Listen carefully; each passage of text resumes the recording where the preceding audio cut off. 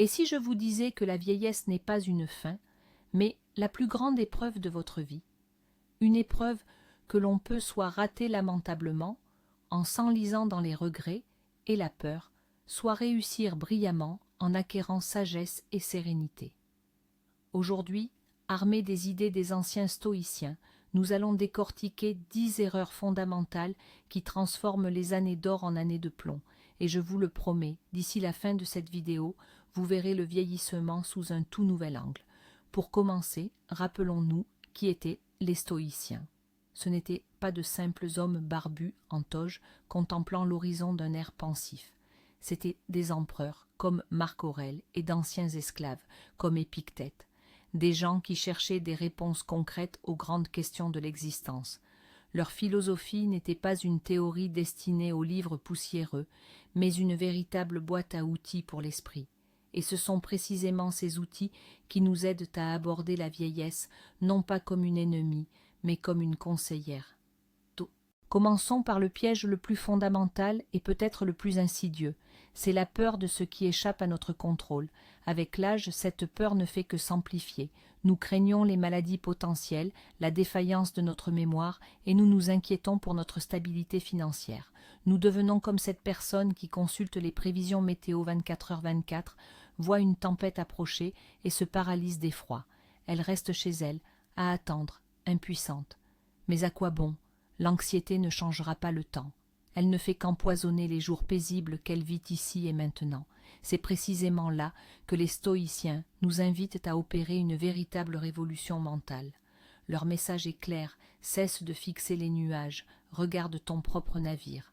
Le grand stoïcien Épictète l'a formulé avec une simplicité désarmante. Certaines choses dépendent de nous, d'autres non. La maladie, l'opinion d'autrui, le cours du temps, tout cela échappe à notre pouvoir. Mais alors, que nous reste-t-il?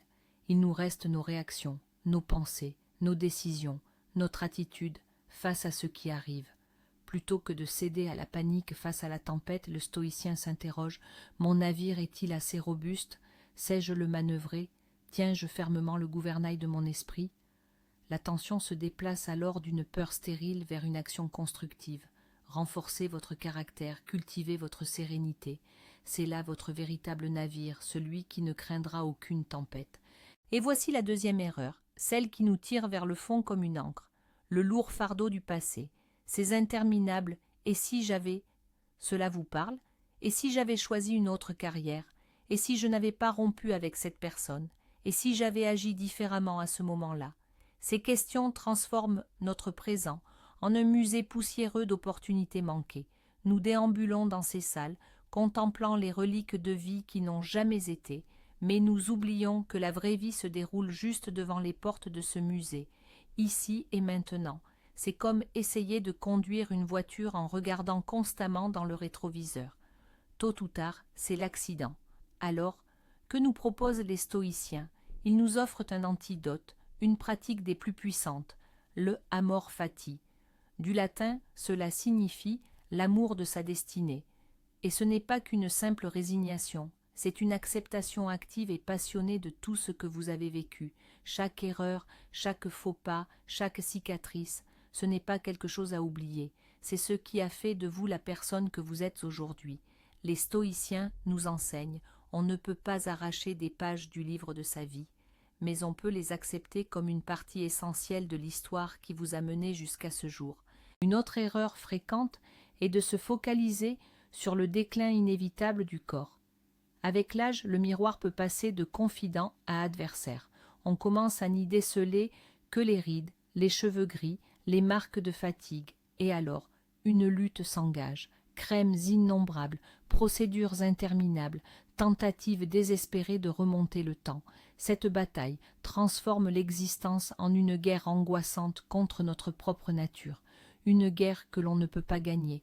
On en vient à s'identifier à notre corps, et lorsqu'il faiblit, nous avons l'impression de devenir nous-mêmes plus faibles et moins dignes. Mais que dirait un stoïcien face à cela? Il regarde dans le même miroir, mais y voit une autre réalité. Il dit « Mon corps n'est qu'un instrument, un simple outil qui m'est confié pour un temps limité, comme un marteau ou le pinceau d'un artiste. » Avec le temps, il s'use, c'est dans sa nature. Mais moi, je ne suis pas ce marteau. Le stoïcisme nous apprend à dissocier notre moi véritable de notre enveloppe physique. Oui, le corps se transforme, mais mon esprit, ma faculté de penser, ma vertu, mon caractère, voilà ce qui importe réellement. Et contrairement au corps, l'esprit peut être cultivé et renforcé jusqu'à notre dernier souffle. Au lieu de compter les rides, on peut compter les nouvelles pensées sages. Le corps est comme une argile qui se craquelle avec le temps, mais l'esprit est un feu intérieur qui, lui, peut brûler de plus en plus fort. Venons-en maintenant à un point essentiel, l'isolement volontaire. En vieillissant, beaucoup de personnes tendent à restreindre consciemment leur cercle social.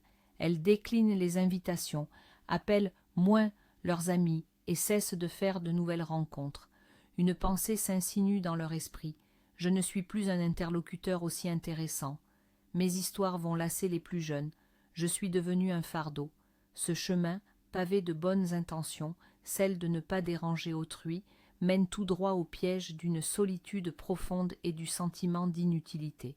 Les stoïciens, en revanche, avaient une toute autre perspective. Pour eux, l'être humain est avant tout un être social. Marc Aurèle se rappelait constamment que nous sommes nés pour la coopération, comme les mains, les pieds et les yeux. Notre devoir, notre nature est d'être utile aux autres jusqu'au bout. Imaginez un arbre majestueux et ancien. Il ne croît plus aussi rapidement que les jeunes pousses qui l'entourent. Son écorce est couverte de mousse et ses branches, tortueuses, portent les marques du temps. Pourtant, c'est lui qui offre la plus dense des ombres aux randonneurs épuisés. C'est dans ses racines que les petits animaux trouvent refuge. Votre mission, en vieillissant, est d'être cet arbre. Partagez votre sagesse, être un modèle de sérénité, être ce port tranquille où l'on peut venir chercher réconfort et conseil. L'isolement est une trahison de votre nature, et servir les autres en est la plus noble manifestation. L'erreur, la vraie bévue intellectuelle, c'est de s'arrêter d'apprendre. Trop de gens, une fois à la retraite, estiment que leur apprentissage est terminé. Les diplômes sont en poche, la carrière est faite, on peut enfin se contenter de se reposer. Un mythe tenace habite leur esprit, celui que le cerveau, en vieillissant, perdrait de ses capacités, mémoriserait moins bien et raisonnerait plus lentement. Ils cessent alors de le mettre au défi, délaissent les lectures complexes, refusent d'apprendre de nouvelles choses ou d'acquérir de nouvelles compétences. Le cerveau, privé d'entraînement, s'affaiblit alors, tel un muscle sans sollicitation, et la personne se confine peu à peu dans le monde restreint de ses habitudes et de ce qui lui est déjà familier. Pour un stoïcien, au contraire, toute la vie est un apprentissage. Il se serait moqué de l'idée qu'il faille cesser d'apprendre avec l'âge. Au contraire, c'est justement avec les années que nous acquérons ce qui nous a tant fait défaut dans notre jeunesse, le temps et l'expérience. On peut enfin, sans précipitation, se pencher sur les sujets les plus complexes, lire tous les philosophes pour lesquels on n'avait jamais eu le temps, apprendre la langue dont on a toujours rêvé, maîtriser un instrument de musique. Les stoïciens croyaient que le but ultime de la vie était de devenir meilleur, plus sage, plus vertueux, et c'est un processus qui ne prend fin que lorsque nous cessons de respirer. Cesser d'apprendre pour un stoïcien équivaut à cesser de vivre volontairement. Parlons maintenant de ce poison qui, insidieusement, ronge l'âme, l'habitude de se plaindre.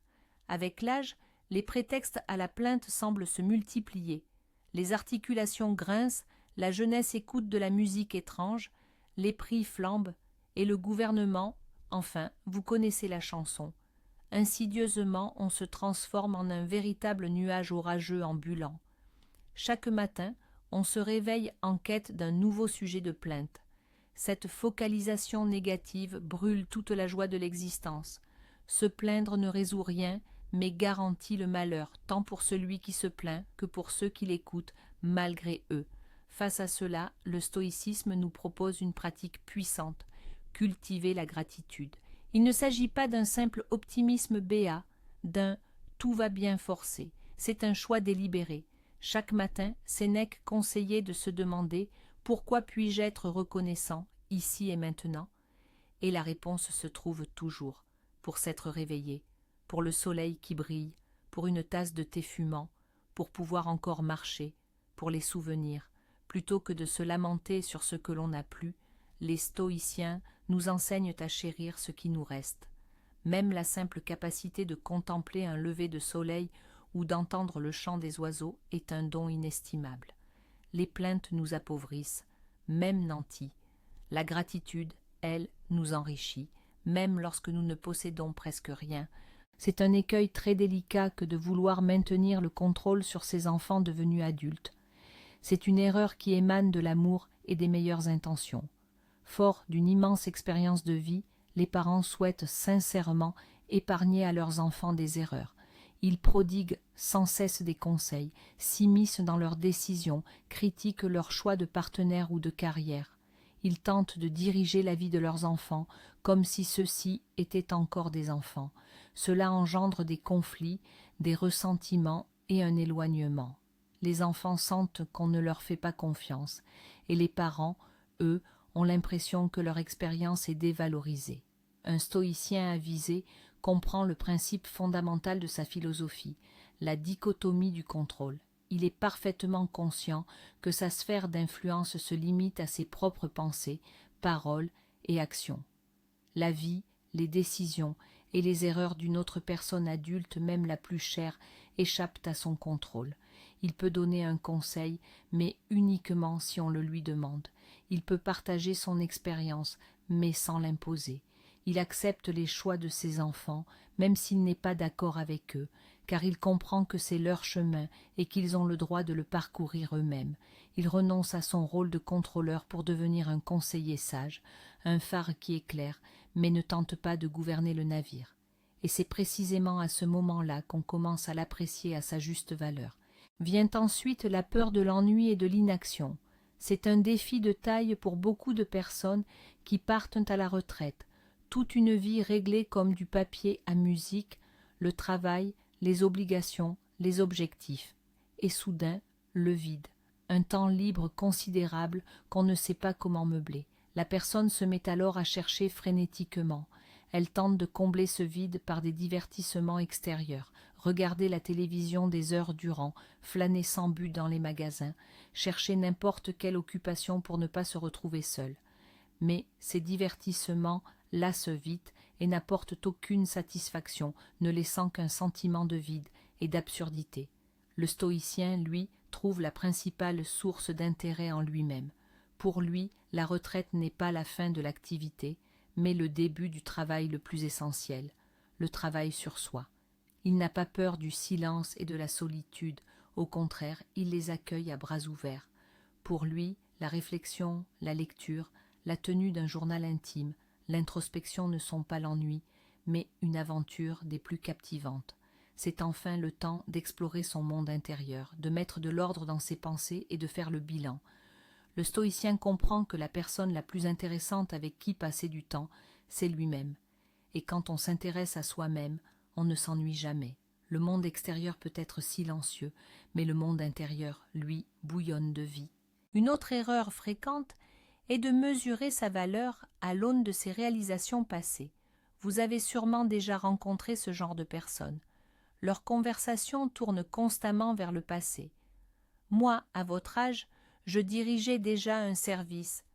Avant, nous construisions des fusées. Cette fameuse phrase « à moi » ou « de mon temps » est le symptôme qu'une personne vit dans l'ombre de son ancien soi. Elle s'accroche à ses anciens titres de gloire, son poste, ses distinctions, ses succès, parce qu'elle ne ressent plus sa propre valeur dans le présent. Son estime de soi dépend entièrement de son CV, et quand sa carrière active prend fin, elle a l'impression que sa propre existence s'achève. Le stoïcisme, lui, nous enseigne tout autre chose. La valeur d'une personne n'est pas définie par son palmarès, mais par son caractère ici et maintenant. L'important n'est pas qui tu as été, mais la personne que tu es aujourd'hui. Es-tu bon, honnête, juste, courageux? Ce sont des qualités qui ne prennent pas leur retraite. Marc Aurèle, bien qu'empereur de Rome, se rappelait constamment que son titre n'était qu'une coquille vide, une apparence extérieure. L'essentiel était de rester un homme bon, Pour le stoïcien, chaque nouveau jour est une opportunité de manifester la vertu. Peu importe que tu gouvernes un empire ou que tu ailles simplement acheter du pain. Ta valeur réside dans tes actions au moment présent et non dans de vieilles distinctions poussiéreuses du passé. Enchaînons. La dépendance au confort. Avec l'âge, beaucoup d'entre nous ressentent un besoin naturel de s'entourer d'un maximum de confort. On s'achète des fauteuils plus moelleux, on évite les efforts physiques, on rechigne à sortir par mauvais temps. Nous faisons tout pour fuir le moindre inconfort, la moindre petite gêne, mais cette quête de confort est une arme à double tranchant. Progressivement, elle nous rend fragiles, amollis et faibles. Notre corps et notre esprit se déshabituent de toute épreuve. Et lorsque la vie nous confronte inévitablement à de réelles difficultés, une maladie, une perte, nous y sommes alors complètement impréparés. Les stoïciens, eux, pratiquaient tout le contraire, l'inconfort volontaire. Ils s'imposaient délibérément et régulièrement de petites difficultés. Sénèque, l'un des hommes les plus riches de Rome, dormait parfois à même le sol, se contentait de la nourriture la plus simple et portait de vieux vêtements. Pourquoi ? Pour se rappeler que le bonheur ne demande que peu de choses pour forger son esprit, et pour que, le jour où de véritables privations surviendraient, elles ne le prennent pas au dépourvu. C'est un peu comme un vaccin. Une petite dose d'inconfort aujourd'hui vous rend bien plus résistant face aux grandes épreuves de demain. Une promenade par temps frais, refuser un dessert, une douche froide. Ces petites victoires sur la mollesse bâtissent une forteresse inébranlable de l'esprit. Voici un piège mental sournois qui s'accentue souvent avec l'âge, la conviction que sa propre opinion est la seule valable. Après avoir vécu une longue vie, accumulé une vaste expérience, on finit par croire qu'on a percé tous les mystères du monde. Les années d'existence se transforment alors en une armure impénétrable à travers laquelle aucune nouvelle idée, aucun point de vue divergent ne peut plus pénétrer. On cesse d'écouter et on ne fait plus que dispenser des leçons. Toute discussion est perçue non comme une opportunité d'apprendre, mais comme un défi à son autorité. Un tel individu cesse de progresser et s'ankylose mentalement, se transformant en un monument vivant à sa propre gloire. Le stoïcien, quant à lui, demeure toujours un élève, même à 100 ans. Il se souvient des célèbres paroles de Socrate « Tout ce que je sais, c'est que je ne sais rien ». Pour le stoïcien, la sagesse est avant tout la conscience de l'immensité de sa propre ignorance. Il comprend que son expérience, aussi vaste soit-elle, n'est qu'une goutte dans l'océan du savoir. C'est pourquoi il écoute plus qu'il ne parle. Il pose des questions au lieu de distribuer des réponses toutes faites. Il cherche avec un intérêt sincère à comprendre le point de vue d'autrui, même si celui-ci lui semble fondamentalement erroné. Il sait qu'à l'instant où l'on estime tout savoir, notre développement intellectuel s'arrête définitivement. Enfin, la 10e et dernière erreur dont nous allons parler aujourd'hui, c'est l'oubli de la mort. Cela peut sembler sombre, mais explorons un peu cette idée. Dans notre culture, nous avons tendance à fuir la pensée de la mort. Nous agissons comme si nous allions vivre éternellement. Nous repoussons les conversations importantes à plus tard. Nous nous persuadons que nous demanderons pardon demain, que nous dirons « je t'aime » la semaine prochaine, ou que nous commencerons à vivre pleinement une fois à la retraite. Nous vivons dans l'illusion d'un plus tard infini qui pourrait bien ne jamais arriver. Cette auto-illusion prive notre présent de son urgence, de son importance et de son sens. Les stoïciens, au contraire, pratiquaient le memento mori. Souviens-toi que tu vas mourir. Ils ne faisaient pas cela pour sombrer dans la mélancolie. Pour eux, c'était un outil extrêmement puissant pour mener une vie vibrante et pleine de sens. Le rappel de notre mortalité était pour eux comme un réveil qui sonne et dit « Réveille-toi, vis maintenant ». Quand tu te souviens que chaque jour peut être le dernier, tu cesses de le gaspiller en futilité, en rancœur et en peur. Tu commences à apprécier chaque instant. Tu dis les mots importants aujourd'hui. Tu fais ce qui compte vraiment aujourd'hui. Pour un stoïcien, la pensée de la mort n'est pas un motif de crainte, mais le plus grand des stimulants pour vivre pleinement, vertueusement et heureux, ici et maintenant. Et c'est là que réside le véritable tournant, l'essence même de la vision stoïcienne du vieillissement. La plus grande erreur, ce n'est pas l'une de celles que j'ai pu mentionner. La plus grande erreur, c'est de considérer la vieillesse comme une période de perte, un temps où l'on vous enlève la jeunesse, la santé, les opportunités. Le stoïcisme, lui, nous enseigne à y voir une période de libération. Pensez-y, vous vous libérez du besoin de prouver quoi que ce soit à qui que ce soit. Vous vous affranchissez de l'agitation de la course à la carrière, du regard des autres, de nombreux désirs qui vous tourmentaient dans votre jeunesse. Pour la première fois de votre vie, vous avez la chance de vous concentrer non pas sur l'avoir mais sur l'être, d'être une personne sage, sereine, vertueuse. C'est cela même, la liberté dont parlaient les philosophes. La vieillesse vous dépouille de l'accessoire pour que vous puissiez enfin accéder à l'essentiel en vous. Ainsi, ces 10 erreurs se résument à une seule chose. Nous luttons contre la nature au lieu de vivre en accord avec elle. Nous tentons d'arrêter le fleuve du temps au lieu d'apprendre à manœuvrer habilement notre propre barque. Le stoïcisme ne promet pas la jeunesse éternelle, mais il offre quelque chose de bien plus précieux, la dignité et un sens à chaque étape de la vie. Merci d'avoir regardé cette vidéo jusqu'au bout. Si ces idées ont trouvé un écho en vous, n'oubliez pas de laisser un pouce bleu et de vous abonner à la chaîne pour ne pas manquer nos prochaines analyses d'idées intemporelles. Et maintenant, une question pour vous.